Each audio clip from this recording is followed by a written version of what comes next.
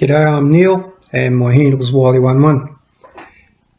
I'm just going to put my disclaimer here. Whatever I do and say on these videos is well-intentioned and well-meaning advice. I accept no liabilities whatsoever for any disclosures. If you take some advice or act on something that I'm saying on these videos, you do so entirely at your own risk. I'm doing it based on my experience. These videos are my attempt to give back to YouTube for the help and assistance that YouTube has given me. So once again, you follow along or follow advice from these videos entirely at your own risk. Okay, and if you're not happy to do that, click this off and off you go.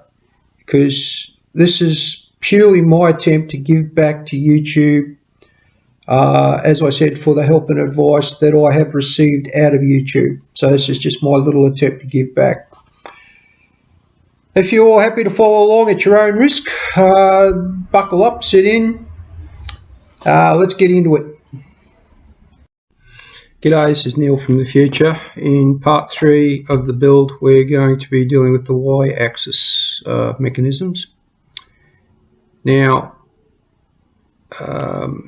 I've already made some mistakes in the videos that I haven't already mentioned. And in the Y-axis, the main mistake I've made in this build is that there is a support bracket for the rear motor, the drive motor that goes on the back plate, which was in video 1. Now, it's not apparent you need to mount that unless you look at the instructions, the actual printed out instructions, because it doesn't show up on the step-by-step video. So I was following the video, I missed that bracket, and I ended up with problems in the Y-axis. Now, the other thing I had problems with in this part of the build was the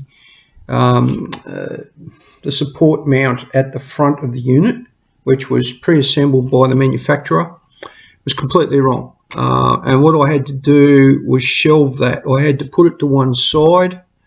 What I ended up doing was building out all of the frame and putting that bracket to one side until I got the washers to properly support the bearing and guide the drive belt over the bearing, instead of just using the 2 spring washers on top of 2 flat washers which spaced that support away from where the bearing was.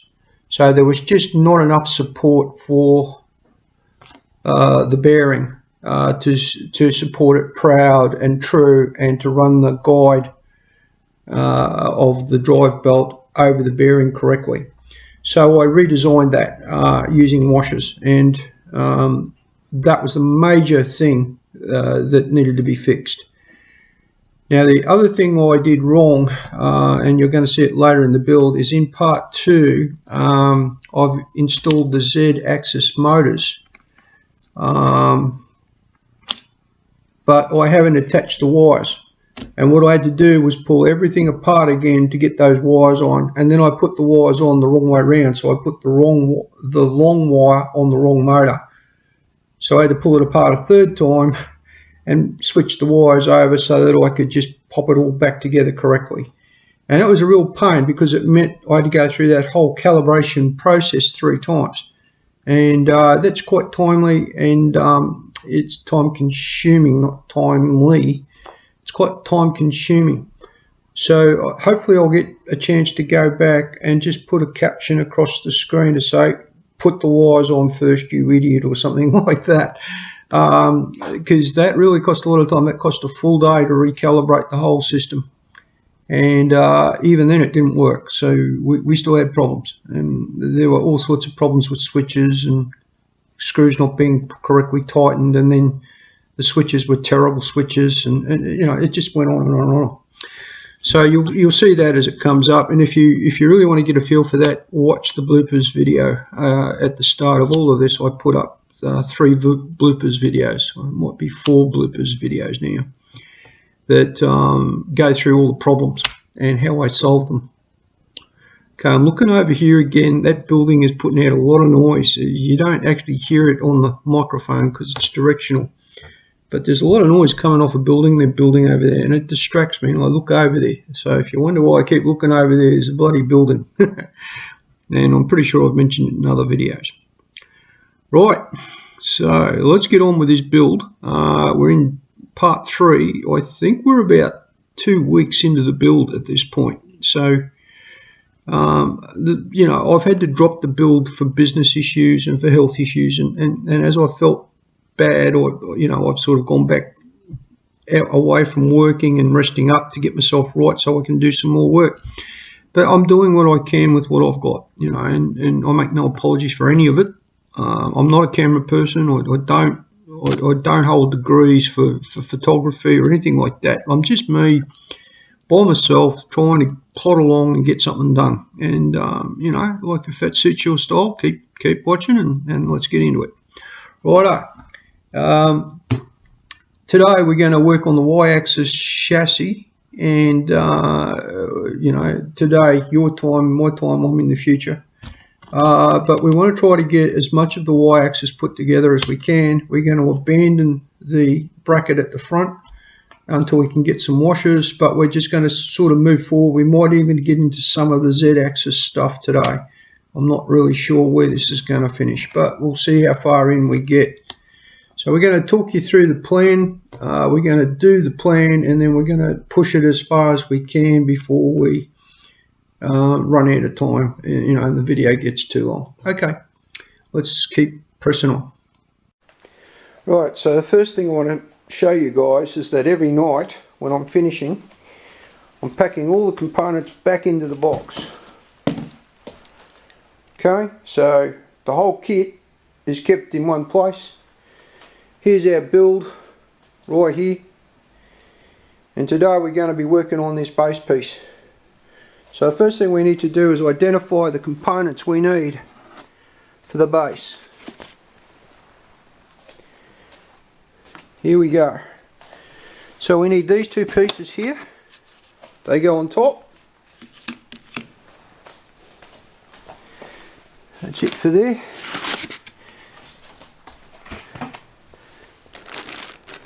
Going to need our hardware. I can notice that this other bag over here has got the washers in it. So obviously we're going to be into this second bag, and we might need to sort that out. So that's a job. Here's our base plate. I'm not sure what this plate here is, but we'll pull it out in case we need it.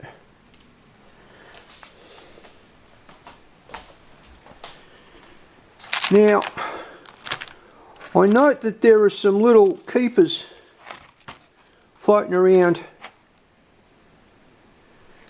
What didn't I like about this either? I think there's a screw missing out of this. See here in this corner? There's actually a screw missing. Right there. So this is not, well, it's put together for me, thank you very much. It's missing a screw which we are going to need to put through. So that's something that we'll have to do when we get to it. We may need those today because we might seat the Allen keys. So let's bring them out, and that's it for there. We're not doing the hotbed today, so that can come, or get put away somewhere for the time being. Going down another level. We might need our screwdriver and our Allen keys, so let's go put them over in our tools.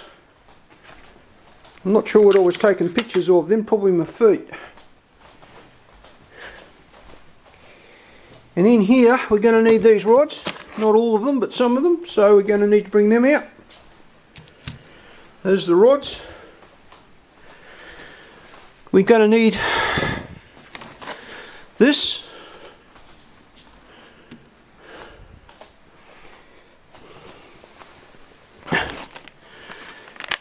We're going to need these little bits out of this bag, so some little bits there that we're going to need. What else we got? These are vertical keepers. Now they're all vertical, all those. I don't know what these are. We'll put them in the don't really know if we need them yet. Pile. And what else we got in here? They're power cables. We won't need those till we're ready to do wiring. That's the fan. That belongs with this, so we won't need that till part 3. We're doing all the vertical stuff. It's another fan. Yeah, okay. We've got multiple fans to worry about. We won't need those till we're doing vertical stuff. So, as far as parts go, we're really cleaning things out quite nice. Let's put all that back together.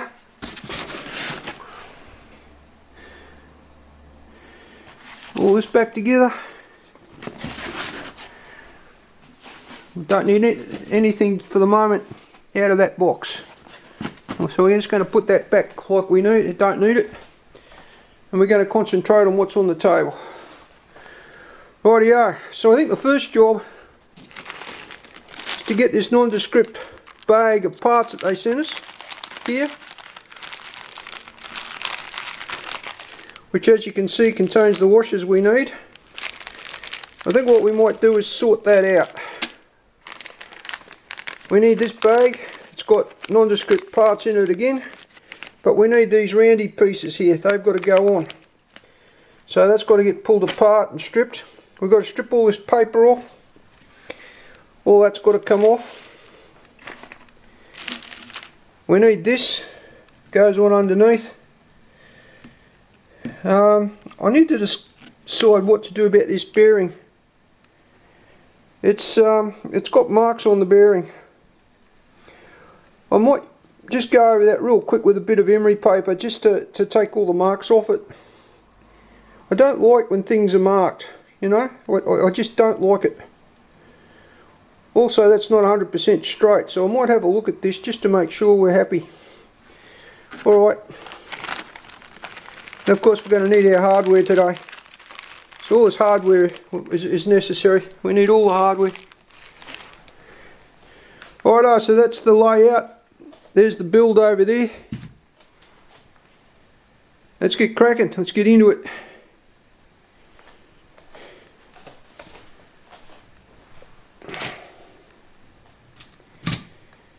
Now, what we're going to do is set the camera up so that we can do the close work. Okay, so we're back again. We set that camera up so you can see this area here. The first job's going to be to sort this bag out.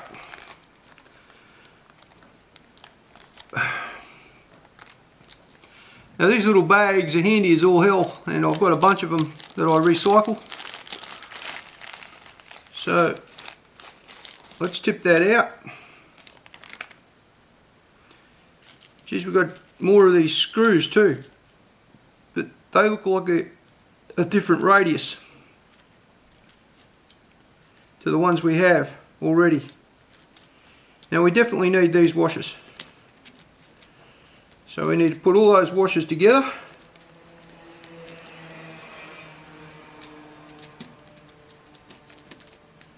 Wow, look at these little buggers. These are definitely a different diameter screw. It looks like an M2 or an M1.5. So that's all them. Thank you. All these springs, I know what they're for. When I say I know what they're for, I can guess what they're for. There's our springs. They all go together there. Wing nuts. Love wing nuts. Good things. Got a bunch of them there.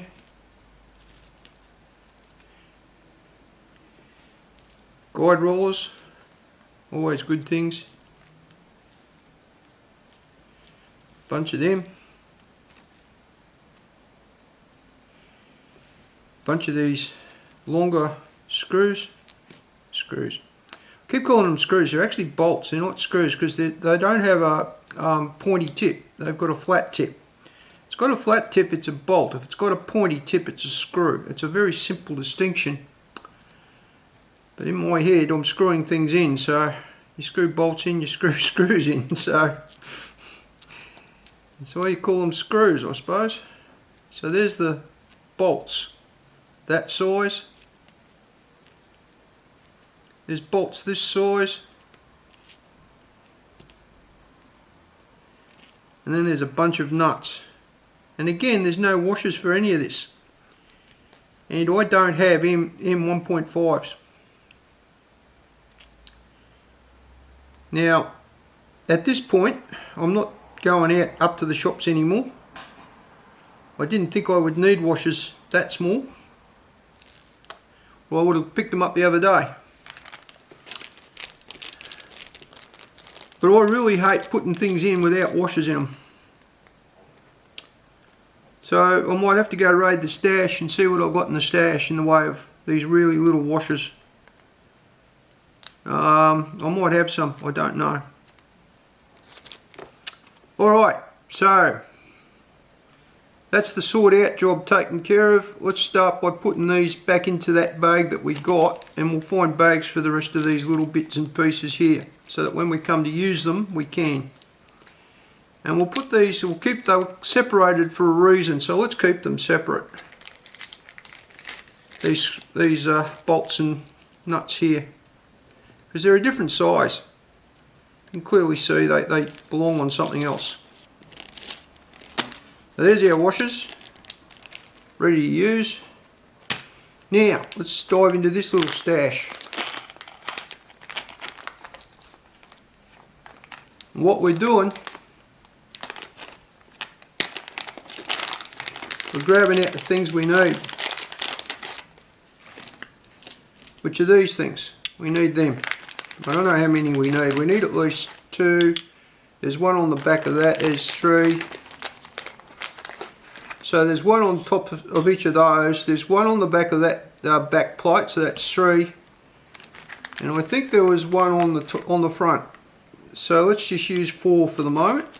Now you'll notice when the laser cutting was done, see this one here? It didn't exactly poke its way all the way through with the laser. So what you've got to do is you've got to poke that through. I'm just going to use one of these bolts to push that out. There you go. And that's going to be in the landfill, so we've got to do something about making sure it breaks down. Okay, so we smash that with a hammer before we put it in the bag. Make sure it can break down nicely. Everything we do with the consciousness of what's the impact on the environment if I throw that in a bin, right? And you've got to think about it. You don't just chuck stuff in the bin. Now all this papery stuff, I shredded that yesterday before I threw it away, and I didn't get footage of that unfortunately, so I do apologise. I'll just show you. I've got a paper shredder and I shred them. I just push them through the shredder. It takes a little bit of time, but look, you know what? At the end of the day, you're helping to save the planet. So all these parts that I'm not using, I'm just going to push back into this bag for the moment. And we'll go ahead and put all these things into plastic bags so that they're nice and neat, and we can put our hands on them quickly. Rightio, so that's that. That can go back into the kit down on the floor here. Right, so again, anything I'm not using for the kit, back in the box. Now all this stuff here, I don't know that I need it, but I'm not going to put it back in the kit. I can just put it into a Ziploc bag and keep it separate for the time being in case I need some more hardware. Okay, let's talk about this stuff. It's different lengths. I'm not sure which ones I need for what length, but I'm sure I'll work it out as I go. I'm going to just take this plastic off. Now once again it's plastic. Once again I cut it all plastic up into small pieces before I use it, or before I turf it. I use a pair of scissors for the plastic. It's slow and tedious, but it works. You can't put it through the shredder because it gums up the shredder, unfortunately. So what we need is, I think, 2 of these guide rods.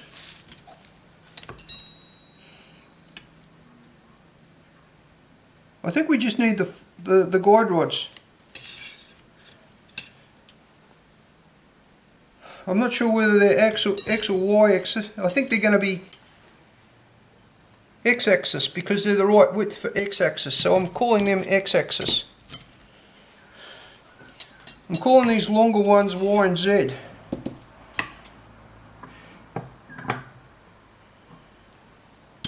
The really long ones are definitely going to be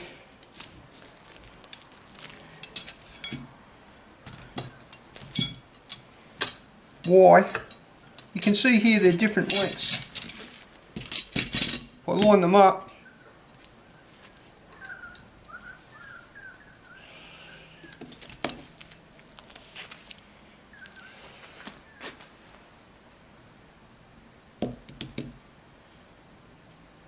yeah, I'm just lining them all up. You can clearly see the axes delineated.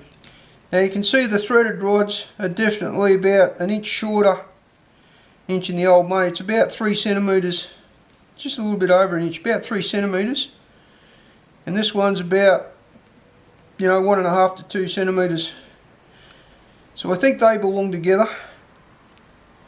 I think they belong together, and I think they belong together. And it'll be X, Y, Z. And we'll work them out as we need them. So for the moment, the other thing I'm going to do with these is I've got some 3-in-1 oil here.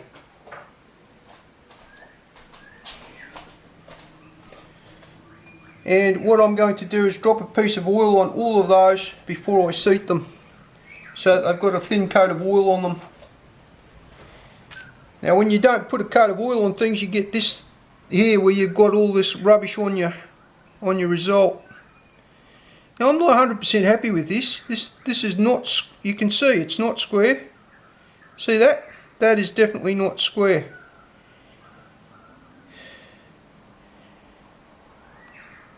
And I am not happy that that is not squared away.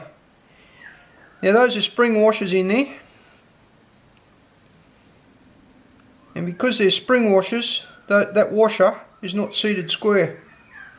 So there should have been another little washer put on that. A flat washer. Because the hole for this washer is too big. The spring washer is actually inside the hole. Now I'm going to need to pull this apart and redo it, I think. I'm not happy with that at all. Like some people just throw that on the machine and that'd be good. Yep, she's on. But everything's out of square and you'll have problems. So I'm going to pull that apart and redo it. Okay. Let's get stuck in. Rightio. So what you need to take this nut off is an 8mm. What I did was move the washers over into our main hardware bag, and I'm going to put that to one side. Just going to put these rods to one side. We are doing the Y-axis, and I think the Y-axis is going to be the longer ones. So I think these are the ones that we need. But I'm going to put them to one side. They're already sorted out, and when we come to use them we'll be able to. Pretty sure they're going to be X-axis, and I'm pretty sure they're going to be the Z. But we'll find out as we go.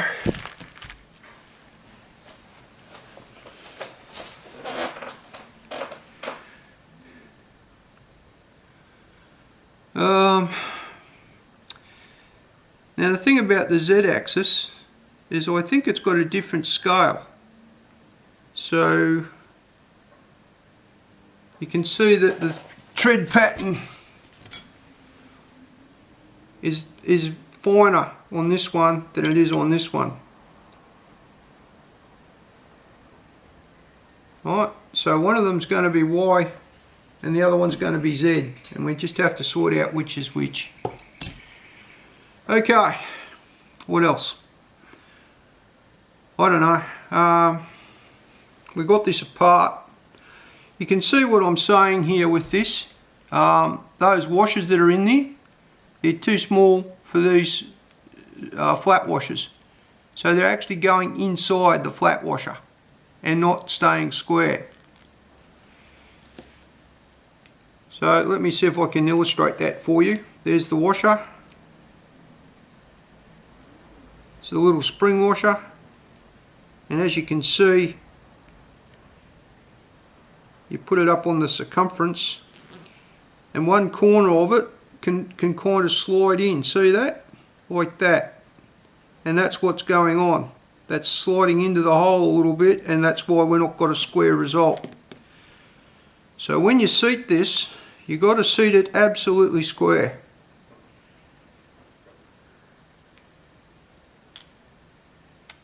Now the reason that happens, there's the bolt, there's the washer, and you can see how much play that has. Now because that's a spring washer, what we can do is we can close that up a little bit. But if we do, it's going to fall inside the hole even worse.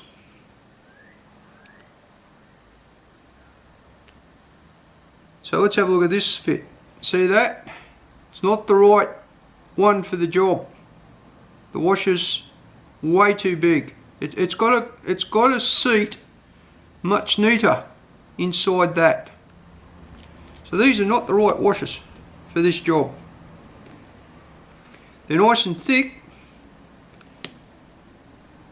The stamped washers.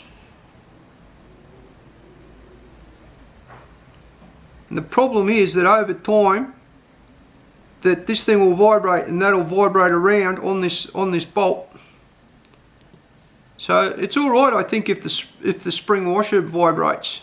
Okay, that's fine. That can vibrate as much as it likes. It's meant to move. But this is also going to vibrate. And because that's going to vibrate, that's going to give us a problem. So we need to replace these with the correct washer for the job. So what I'm going to do is I'm going to have to do a run up to the nut and bolt place again. You're going to be sick of the sight of me, aren't they? So we're going to do another trip up to the nut and bolt place, the fastener place at Diner. And I'll get I'll bring one of these along. But I'll tell him I want a much snugger fit to do the job. It doesn't need to be that big, it does need to be that thick. But there's the bizzo. Why don't I just reassemble this? That's a good idea. Let's do that. So let's assemble this again. So that goes on. Then the spring washer. Then the bearing. Now, what you should do is have another little flat washer on the bearing. You should never have a spring washer straight on a bearing or on a bush, because it's not a flat surface, right? So you need another little washer, just a small one, to go between the bearing and the spring washer. And then what you've got is something that will keep it straight. See that? That's not going to go straight. It's going to go cattywampus. So let's solve that problem. So the way this worked was that went on there. So what I want is I want another washer. I don't like these round beveled bolts going into that. This one's a lot better because it's got a nice big head, but I still want to see a washer on that. So I want a washer there, then this washer, but with a better fitting hole. Then the spring washer.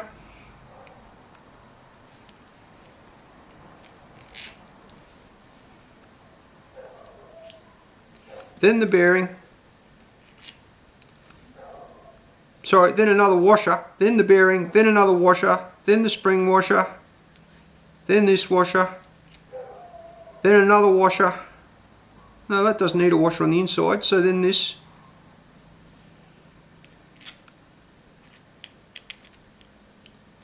Okay, and while I got this apart, well, you can see here there's a problem there. Look, see, that's going to rattle around, right?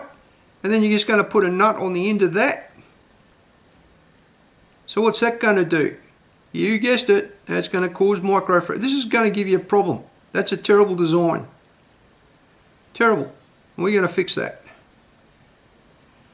And see, your bits they're going to do this, even in a small way, even if they're doing that, this bearing is not going to remain true. It's going to go all over the place. So even if you screw that up straight, that bearing is going to have so much play in it, it's going to give you problems. So we're going to fix all that. Okay, so that's it for the build for the time being. We've got to go to the nut and bolt place. You know what? I don't care. We can do that later. Alright, we've got a bit of a job to do here. We've got to pull these bits of paper off. I'm not sure how many of these we need. I think we need, you know, like one on the back, two on the top. I don't think we need all of them. I think we just need 3 of them. So these are going to go back into the kit, I think. I'm going to put them in the hardware for the moment, in case I do need them. I haven't identified what these are. It's not apparent. They're possibly on the x-axis, these ones, when you go to put on the caddy. I've no idea. Could be anywhere. Anyway, we'll find out as we go along. Rightio, so we're going to put them to one side. We're not going to worry about them. Over with the rod. Bump the camera. Sorry guys. Rightio, so let's start. This is going into the rubbish. You can see that that's just plastic. There's literally nothing can be done with that other than chop it all up nice and fine. Use a pair of scissors, shred it up as best you can and chuck it in the bin. Make sure you shred it. Don't just chuck it in the bin like that, because that'll take years to break down. If you shred it all up, it's got half a chance of breaking down a lot quicker. But this is all glossy and nice, and it's the sort of stuff that just doesn't break down, you know. It's even got a waxy coating over it. You see, I can't even pull that apart. You know, that's pretty solid plastic. I can tear it once I've got a tear in it. But a lot like Glad wrap. Well, that's what it is, isn't it? It is Glad wrap. Look at that. It is Glad wrap. See that? It's all Glad wrap. Strong stuff. Really strong. So you got to cut all that up. Okay. I don't know if you want to watch me pulling bloody paper off shit. We did that yesterday. You get the corner up, you go nice and slow.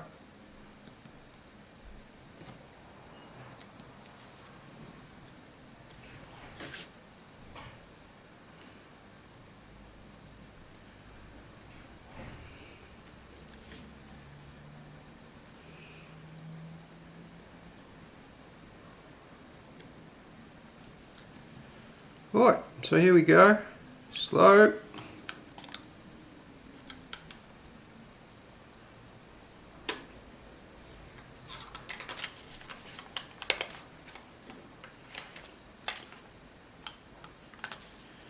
That decided to tear because I went too quick. Got to go slow.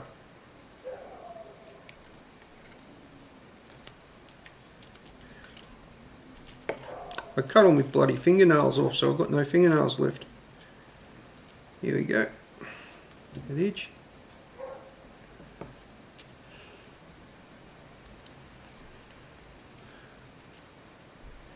It's getting dark, but it's really sunny outside, so I don't know what the story is and why it's getting so dark. There must be some cloud cover coming in from the west. So I mean, I'll have to get up before it starts to rain or something, because I'm on the motorbike, to go up to the nut and bolt place. So I just wanted to get some work done before I leave. Once again, taking your time, no rush. Now you've got this corner, see? You want to get round those corners and tease it up on the corner. Got my fingernail in underneath it and I teased it up with my fingernail. What there is of it. I've got only a little bit of fingernail left because I cut them all off the other night, or last night actually.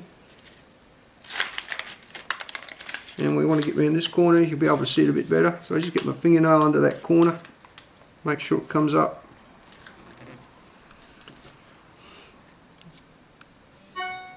Careful with the knife, don't want to put it through your finger.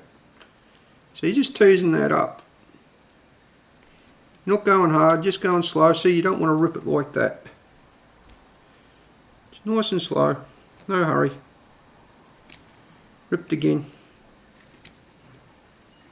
You don't want to be putting tears in it, because the second it tears, it wants to go with the tear. Just slowly, there it is. We got to the corner. Now we can come back towards the middle. We've already got this corner off. Oops, too fast. Don't go too fast.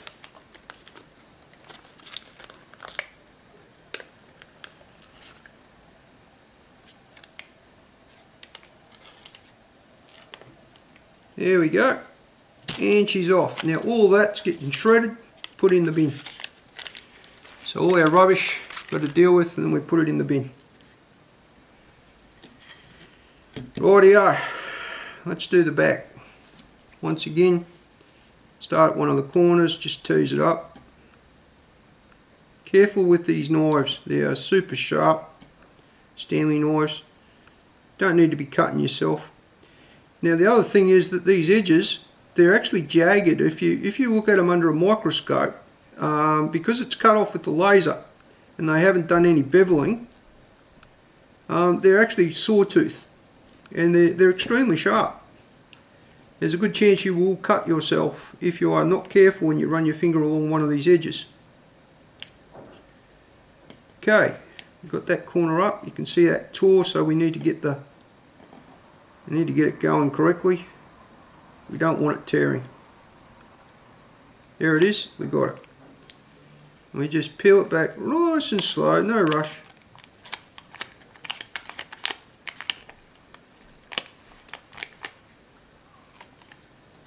Now we've got to get across to this other side. We're going to go along the top, just using our fingernail. Now if you put your finger down like that, I just felt that that was extremely sharp. So don't do that. Keep your finger above that edge. No need to go over that edge at all, because you can get everything you need to get from the top. Okay, so we got that. We're coming down this way. We can come back to it, back to the center. Nice and slow. Here it comes.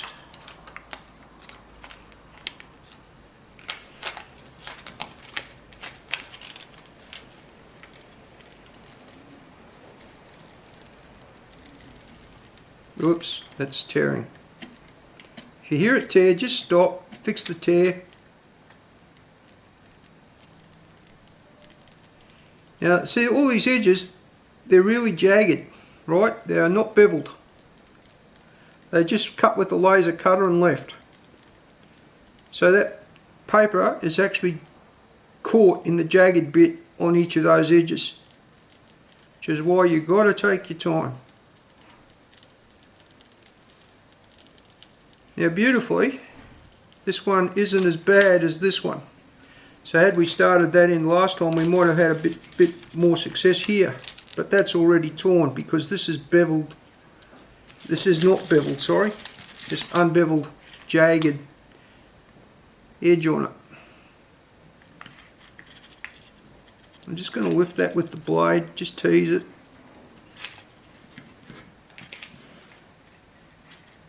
See that? Teased it up with the blade. Get rid of the tear. Take your time. Bit more. Righto, come over to this side. I want to tease this one up with the blade.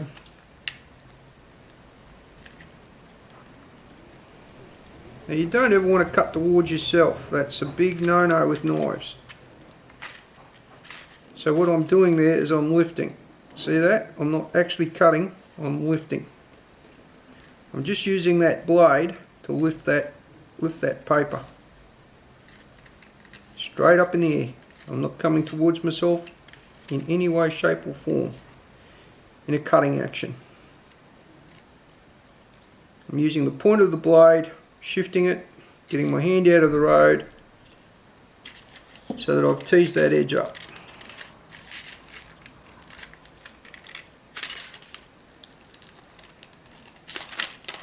Should be able to do the same on this side. You need to be pulling kind of close to where you're working. Slowly, slowly. Slowly, slowly. There it is. Whole edge is up. Now that'll come off. Slowly, slowly, slowly. Now once again, we're not using anything hot because there's a fair bit that you will warp the acrylic, and you don't want to be warping the acrylic.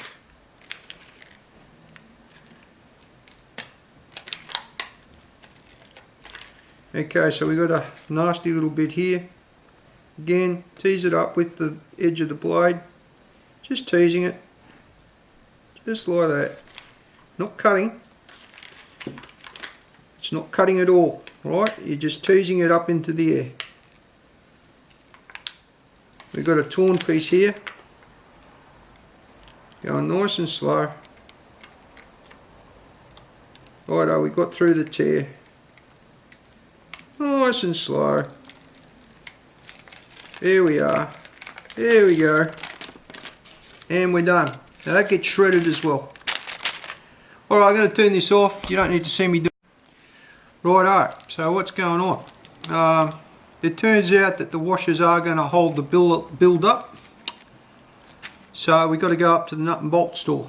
So that's the end of putting this together. Where have I gotten to? Well, I've stripped all these. Here they all are, all stripped out.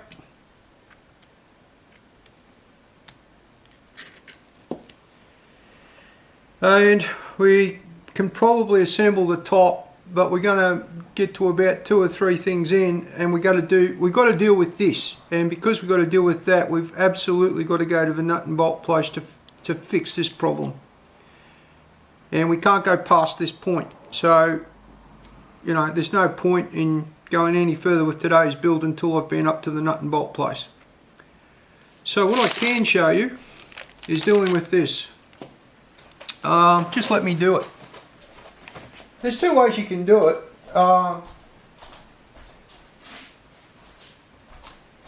There's the rubbish bin. You'll notice I've got a plastic bag on that. I don't use that plastic bag. I tip the rubbish out of it into the bin. It just goes loosely in. I have a shredder, but for that amount of shredding, there's literally no point in getting it out. So what we do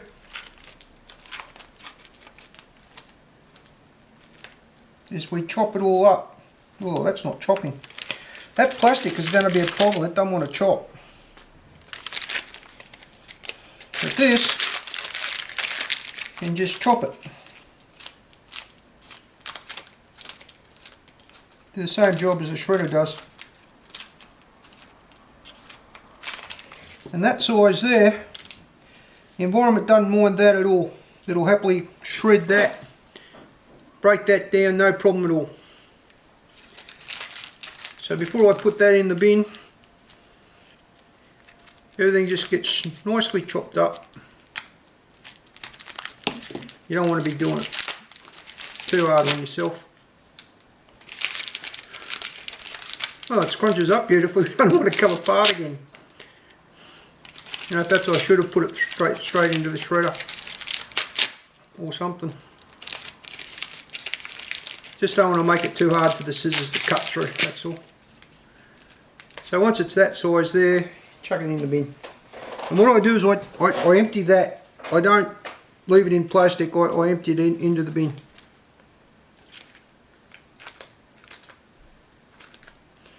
These scissors, I keep them razor sharp. So if they get all gummed up, you've got to go and clean them. And they are getting gummed up. So there's another job. Bit of tool maintenance at the end of this. Now this takes a bit of extra time, but I'd rather take 10 minutes now than have that take an extra 10 years in landfill. You know what I'm saying? It's only 10 minutes. You got that, and you're saving the planet. Yeah, nicely chopped up. That'll break down beautifully in landfill. There's no problem. It's going into landfill. I haven't got a use for it. So it's going into landfill. Here we go. The shredder only takes seconds to deal with that. I didn't bother getting it out because it's only so much of it. Not worth getting the shredder out for. If you've got a whole pile of it, the shredder makes very short work of it.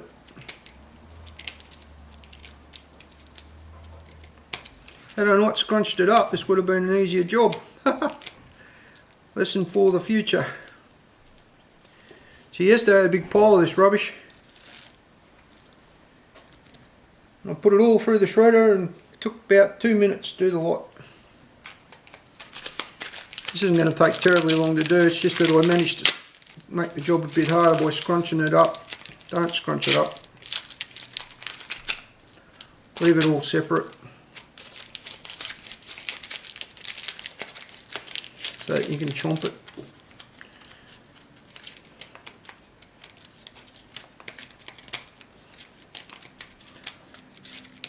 So you can do this with cardboard, any kind of scrap paper that you're not, so you can't recycle that because it's all waxed up on one side. There's just no application that you can recycle that kind of paper that I can think of. I can't think of anyone that takes it off you if you have it. So again, see that? And that'll all break down beautifully. I don't know what's in the glue or the wax,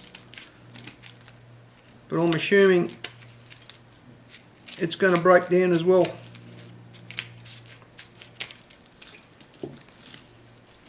Here it goes. We've got to deal with that plastic next.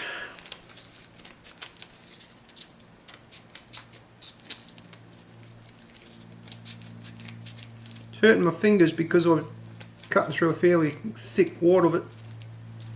See, the scissors are getting gummed up with the glue, the wax, so they'll require sharpening at the end of this. Now what I do for that is I've got this oil and I've got a whetstone. I put the oil on the whetstone and I run the blade of the scissors over it. Keeps them nice and sharp. Don't use water on it. The oil works better, I've found. If you keep your scissors sharp, when you want to use them, they'll actually cut something. A little bit of tool maintenance goes a long way. I don't know how long I've had these scissors. Probably 6 years now. 6 years old. You cut hair with them, cut anything with them. Use them as hair cutting scissors if you wanted to.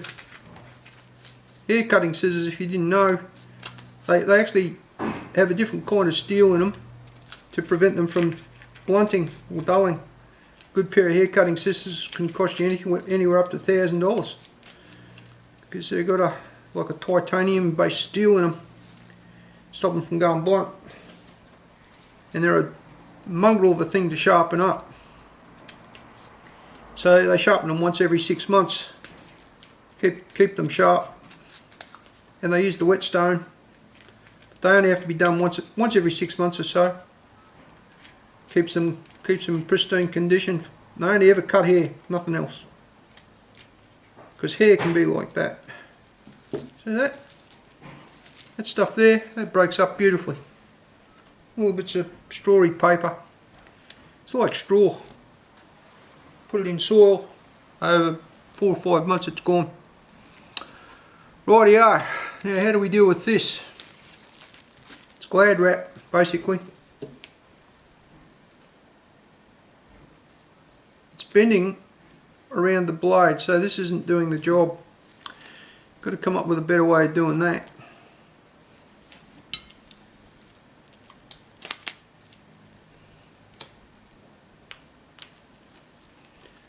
Yeah, that's going to take... See, the difference between paper and plastic, breaking it down, even if you cut that up, how long is that going to take to break down in landfill? What do you reckon? 1,000 years? I reckon that'll still be around 1,000 years from now. Even if you buried that in bloody sulphate of ammonia, that'd still take a long time to break down. I don't know what to do with this.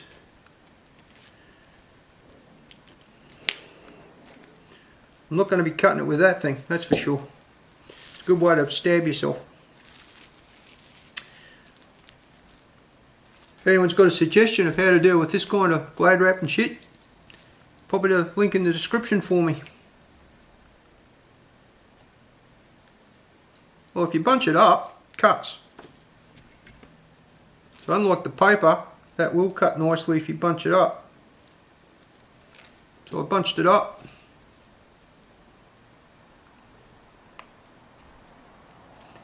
Need a really sharp pair of scissors, but that's doing the job.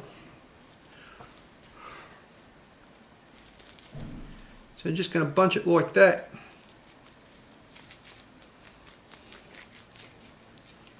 Looks to me like I'm going to get a result. Now that stuff there, it'll still take 1,000 years to break down, but tree roots can get in amongst it. You know, it's not going to strangle the tree root, plant roots. Yeah, it's going to work. I'll spend another 5 minutes or so doing this. Got all this stuff here. And then the residual of that, all of that, it just gets tipped in. I tip it into the bin. I don't throw the plastic in. I just keep that plastic there in case anything wet comes through. A bit of moisture in it, a bit of oil in it, and then you don't have to clean your bin. You can clean the plastic a lot easier. You just bunch it up and you do this to it. You throw it away. Get another one. I've got a couple of these plastic bags where people have given us, like I think that come with some sand shoes or something. It's a reusable bag, right? But it didn't need to come in a plastic bag at all. It was a pair of sand shoes, could have come in a cardboard box. I've been quite happy with it. Didn't need the bag. Told the lady. Didn't seem to make any difference. Anyway, happy to carry a cardboard box around in the shopping trolley. I'm okay with that. Happy to carry an actual bag. Put them in it. Paper bag. Much happier with the paper bag. The days are gone when, you know, like plastic bags became so cheap, they phased the paper bags out. But in olden days, they used to give you groceries in a paper bag. I can remember my sister and I carrying 3 or 4 bags between us each, you know what I'm saying? Used to get them in a jute paper bag. And then one day they gave us these plastic bags, and suddenly instead of 3 or 4, you could carry 6 or 7. So you could put all the groceries together, so they became more popular. And over the years, millions and millions and millions of them have gone into landfill. Billions of them. There's probably more plastic bags in landfill than there are people on the planet. And we're seeing the results of that. I've put a couple of videos up. I don't know if you even see what I'm doing. I'm cutting out a shot. But I've bunched it up and I'm shredding it like that. You gotta fold it over, chop it. It will break down if it's in small pieces like that. The tree roots will get in amongst it. It'll hold a bit of moisture, and in fact it'll do a lot more good for the tree roots because they'll hold moisture. They'll attract the moisture and the tree roots will sap that moisture out. It won't evaporate away back through the soil. It'll hold it. So when they're that size, if all the plastic bags were shredded like this, we wouldn't have this problem. There'd be a big bunch of shredded plastic in the soil, and the trees would be loving it. They get their roots in behind that, there'd be bunches of moisture when it's drought. It'd make the plants drought tolerant. It'd prevent the moisture all evaporating out of the soil if it's deep enough. So the plant would have down deep, it'd have all this moisture source, and up top it would have all the nutrient source. Have the best of both worlds. And all that urea and phosphate and stuff would sink down over time into this and break it all down. And you'd have a solution, saving the planet. It took me about 10 minutes or so to do this, but look, I'm happy to do it. As I said, with the shredder, this won't go through your shredder, it'll gum it all up, so you don't put this through the shredder. You got to deal with it. Glad wrap is terrible stuff. It doesn't want to cut. Looks like I found a way to do it. In the past, what I used to do was use the guillotine. I've got a guillotine as well, up there at the top. I used to guillotine it all up. I used to layer it, and then I'd go squish, and I'd create guillotine strips of it. Because the guillotine's razor sharp like the scissors are. I always keep things sharp. No point in having anything that doesn't cut if you need to cut something. I've got my 30-cent cup of coffee here. Now the reason I'm doing this is I'm putting off going up to the bloody... You know what? Don't know what we're going to do with that. That's acrylic. That's not going to break down for 10,000 years. Right? So when this is all said and done, it has to be pulverized into a powder before you can put it in landfill. It literally needs to be smashed beyond any two atoms of the resin, the acrylic. Resin, it lasts thousands, and like amber. Amber is actually a resin, and it's a tree bark resin which has been compressed over many millions of years. And amber can be millions of years old, getting compressed in the earth. And I've got to tell you that this is no different. This has been compressed resin and treated with heat, so it's like it's been treated in the earth already. So unless you pulverize that, it's going to hang around for millions of years. So you can't just chuck that in the bin. That's got to get pulverized. And it's the same with anything plastic. You've got to break it down little bits. This is actually therapeutic, but these scissors are starting to dull now. That glue has gotten on those blades and it's dulled them up. They're still sharp, but they're not as sharp as they were when I started. So it's getting harder to chop these little strips. I guess I could get the guillotine out and just go chomp chomp chomp with the guillotine, but I don't want to go to a lot of trouble here. I just want to get it done, move on to the next scene. Coffee, coffee, coffee.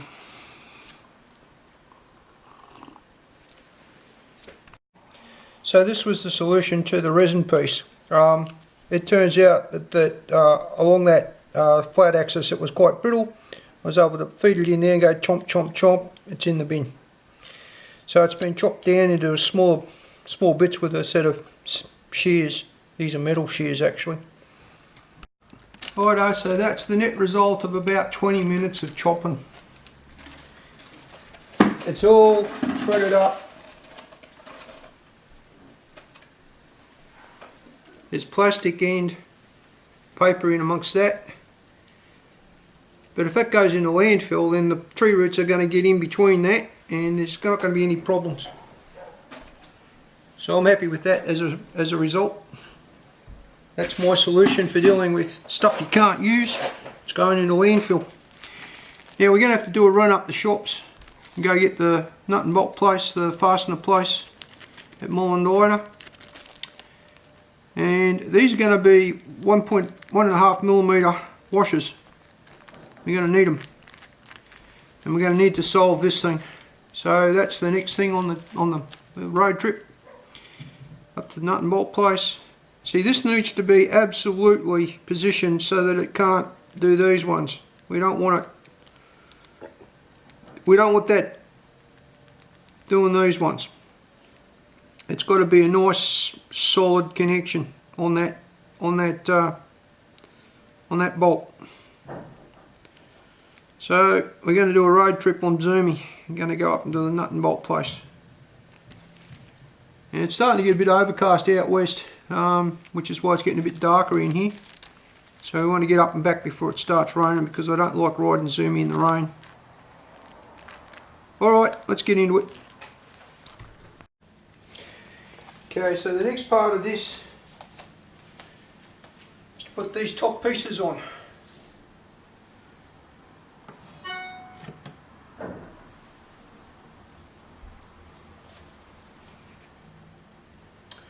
Alright, so there's a neck to it. I'll only go one way.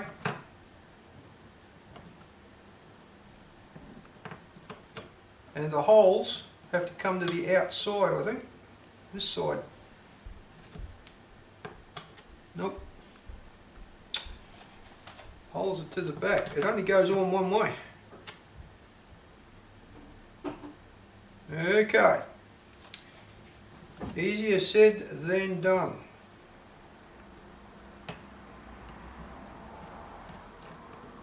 There is a curve, there is a receptacle here, holes to the front. This hole lines up. You can't see anything, can you? Better turn the job around so you can see it. Turning the job around. Okay, so on the top, that's the orientation. There's a receptacle there, and the hole for the rods. So the holes for the rods have to come out to the front. It only goes one way. That's it. So this one goes the opposite way. Now I'm not forcing anything. If you've got to force it, you're doing something wrong. But that said, this one doesn't want to go.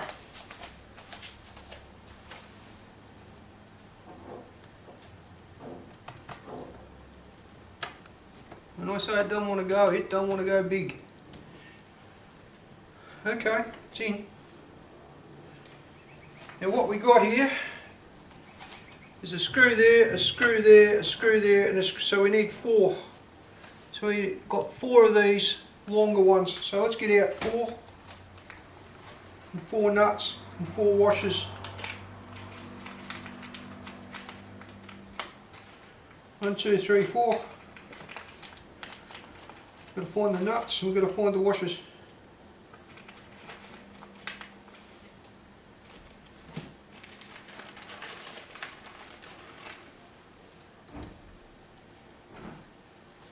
We're in the bag of hardware. You can't see what I'm doing. It's a bit boring, I suppose. 2, 3, 4. I have got coffee. Hey!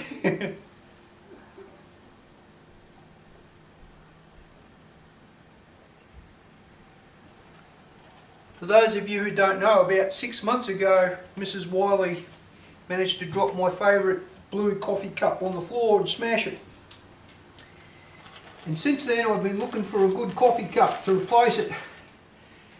Nothing even comes close. Like if the handle's the right meaty size that you can grab it, the sides of the cup are too thin. Or if the sides of the cup are nice and meaty and will keep your coffee hot, like this one, the handle's not, like you can't get your hand in it. You can get 2 fingers in, maybe 3, but if you try to put your hand in that, it's just not comfortable. It's not a comfortable coffee cup. Your favourite coffee cup becomes your favourite coffee cup for a reason. It's comfortable in your hand, keeps your coffee hot. And you've got to have one. You've got to have one that works, because you start whinging about your coffee, life starts to take a downward turn, big time. Right, we got our 4 nuts, we got our 4 bolts, and we got our 4 washers. So what we're going to do is we're going to put the washers onto our bolts straight up, and we'll start with these front ones. We only need the Phillips head screwdriver, that's all we need. Now don't use a power tool. Real quick, yesterday I started using the drill and I heard crack and I knew that the torque setting, even the lowest torque setting, the lowest speed setting on the drill, I didn't have enough control over that thing that it tore right through everything and started to put micro fractures into the acrylic. So what we've got to do is we've got to situate the nut. I've got my finger at the back, my thing at the front. There's the nut situated. I don't know if you can see it, but it's in the hole. And we come through from the top and just get it going with the fingers. Everything finger tight for the start. That's started. Let's do another one on the other side. Same thing. Washer on the bolt. Now you want to work over your table, because if you drop one of these things, you're going to be hunting it. And you've got to go after them. Because I don't know how many we're given in the kit and how many you need, but I'm thinking you've got just enough to do the job. Now you pinch that nut in with your fingers and you situate it. Now everything's just finger tight for the moment, not even tight, just so that it can't fall out, right? Now you've got two at the back as well. Alright, so we're going to do those two at the back. Washer on top. Doing this washer, I think, I'm so pleased that I went and bought these washers. Did not come in the kit, but for reasons as previously explained, I think I'm happy that I've gone and got them, because I think we're going to get a better quality of product. It should stop the micro fractures from spreading around the acrylic.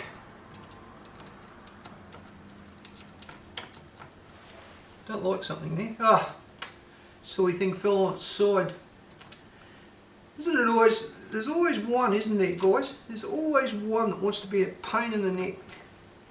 I'm going to have to pull that out real quick. Let's put it back in again. Pinch it in with your fingers. So I'm actually pinching that with my fingers and just by hand screwing that down so that it's grabbed. See? Now that's in situ, it's not going to come out. And we're ready to use the screwdriver in a minute. When we've got all four of them ready to go, we'll go grab the tool and put it in. So I've just got this last one at this back point. Put the nut in first. Once again, I'm up over the table. If I drop it, I've got to go after it. Old meat, ham-fisted fingers. Pardon me. That's what happens when you gulp cold coffee down. Right, and now we just nip them up with the Phillips. You don't want to. You want to get it to the point where it's literally nipped up like that, and then just give it a tweak, about a quarter of a turn once she's nipped up, and that's as solid as a rock. That's not going anywhere. So same over this side. That's the same torque on everything. So you just bring it right up, finger tight. Okay, so that's literally only just finger tight. It's already starting to be a bit solid, but what I'm going to do now is put a quarter turn on that, just like that. Quarter turn, and that is completely solid. That's not going anywhere. Happy, Jan?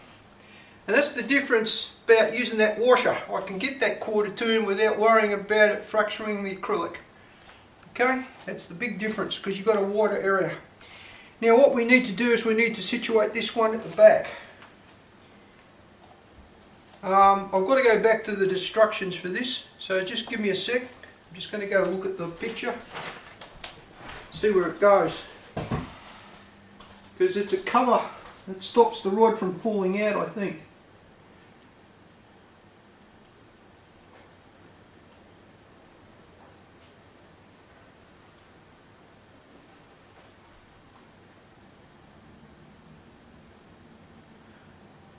Oh, okay, we've got the two pieces on the top. So we've got these two pieces on the top as well. So there's one up here and one up here.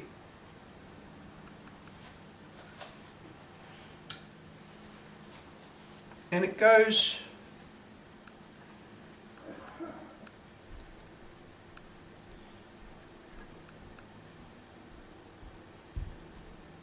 alright, well, we have to decide which of these rods is the Z. Let's have a look. That's definitely Y. So it's going to be this one. It's going to be the Z. So this is the middle size. And what I'm doing is I'm actually just going to slide that down so that we get it in situ. And that works. I'm out of sequence here. I just wanted to double check things. So these are definitely the Z rods. Okay. So you can see that rod there is going to go down and sit nicely. It sits against the chassis of the motor. And then that stops it from coming out. Alright, so what I want to do here, I'm going to use two washers. So this is a situation where we've got 2 bolts and 4 washers. I'm going to put one on the top and one on the bottom. But I'm not tightening these up, right? They're just going to be in situ because that rod has to come out again.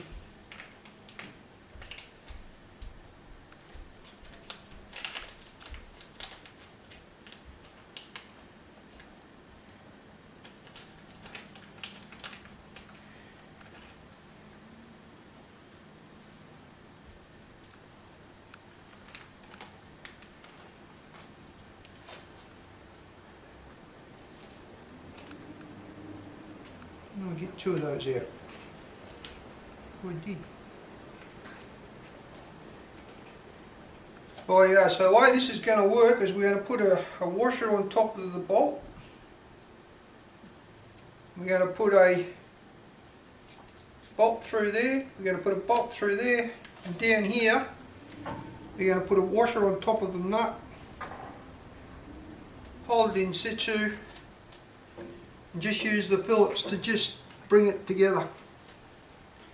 I'm going to get this out of my road for the moment, but they're definitely the Z axis.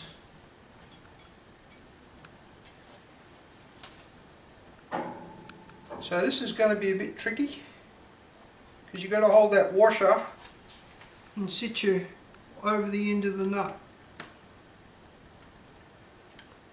So what I'm doing is I'm just holding that with my fingers and screwing that down so that it gets a couple of turns on it. Now I haven't tightened that, you can see that happily moves around. I'll do the same on the other side.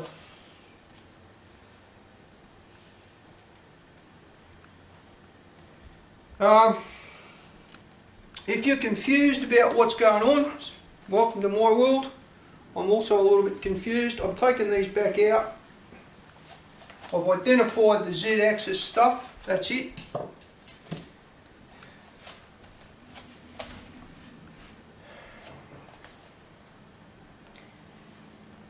This goes through the thingo, through the hole. I'm putting the nut and the washer together in my finger and holding it with my fingers, just like that, just with the washer and nut aligned. And you're coming up underneath, down from the top, and you're screwing into that, hopefully. Yep, I dropped it. Now I've got to go after it. I've actually lost the washer, which isn't as critical, because I know I've got more washers than I need. I heard it go that way. This is the problem with small components. It's on here somewhere. Just got to find it. I heard it go squeaky, squeaky, squeaky. Here it is. Found it.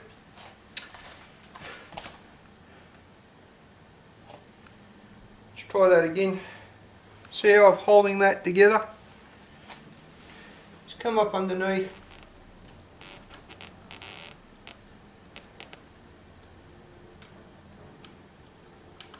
Righto, that's got it. And I'm not going tight, I'm just putting it in situ. That'll happily turn around till we need to bring it up. That'll cover the hole, the rod will slide in, cover the hole, Bob's your auntie. You used to have an auntie Bob, and an Uncle Bob and an auntie Bob. Both sides of the family. Tools in the tools. Put this knife away before something gets cut in the tools.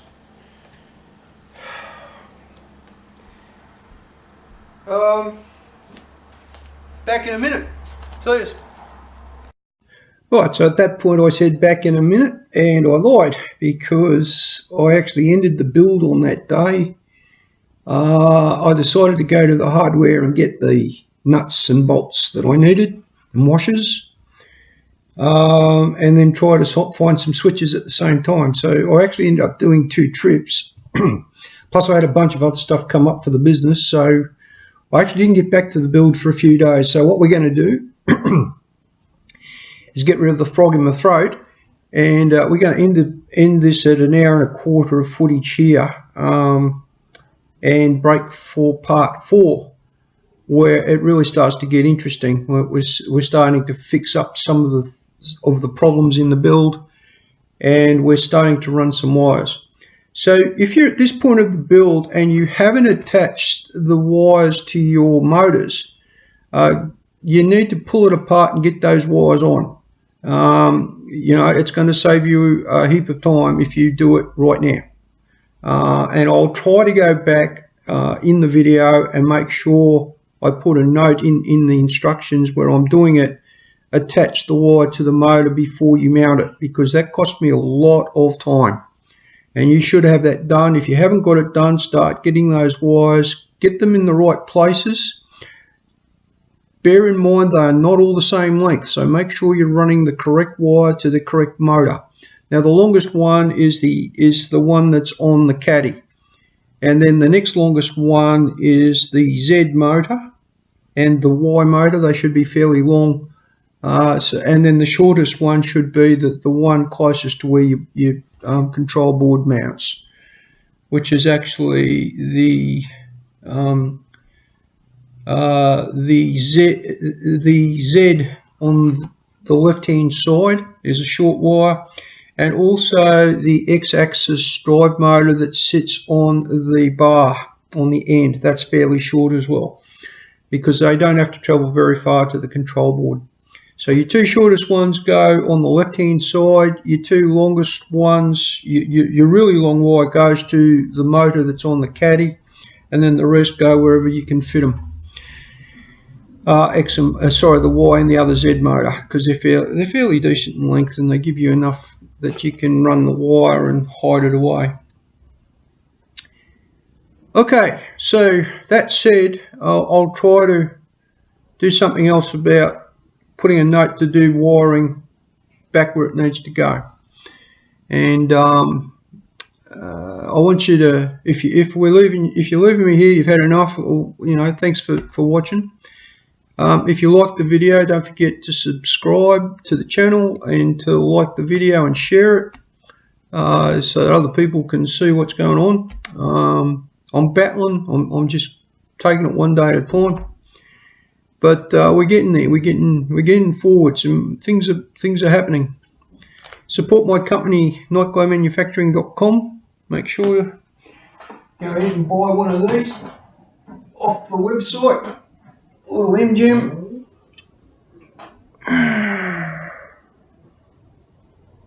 There you go. When it gets dark enough, the M-gem will come on. Its light goes off. Alright. So it's just a glow in the dark. That's all it is. Set and forget. When you turn the switch on, it glows in the dark. When it gets dark enough, it glows. The light comes back. Goes out. Helps if you turn it on, I suppose. Right. So I want you to support my company, nyclomanufacturing.com. Buy a 5-pack of those, shipped anywhere in the world, is $100. Okay. And what we do is we take material that otherwise would have gone into landfill and we make it into those. So, and it can be completely recycled. So all the material that's there, the aluminium PCB, the case, it's PLA, all of that can be recycled. So if you get sick of replacing the battery after 3 years or so, you can send it back to me and I'll happily run it back through my process and recycle it. Okay. Righto. Make good decisions, do good things. You know, make sure you get out and help your community. I do it. I do what I can. I volunteer a lot and I get out there and do my bit. Make sure you're doing your bit. Make the good decision. You know, if there's a good and a bad one, you know what's good, what's bad. Make the good one. And keep swinging at it. Don't give up. I'll catch you guys at the next part.